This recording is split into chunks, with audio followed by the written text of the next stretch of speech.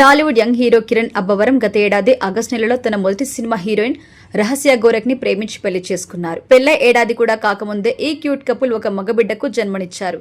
ఈ విషయం కిరణ్ స్వయంగా కొంతకాలం క్రితం ఫ్యాన్స్ తో పంచుకున్నారు.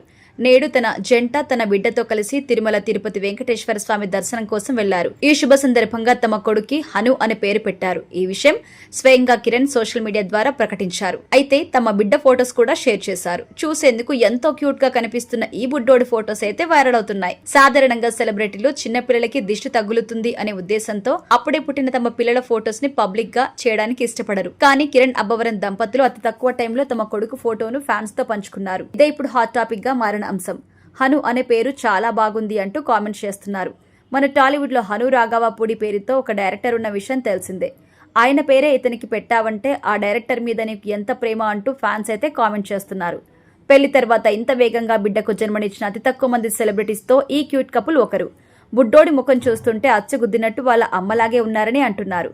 ఇక కిరణ్ అబ్బవరం సినిమాల విషయానికి వస్తే వరుస ఫ్లాప్ లో ఉన్న ఆయనకి కా అనే సినిమా పెద్ద హిట్ ఇచ్చింది.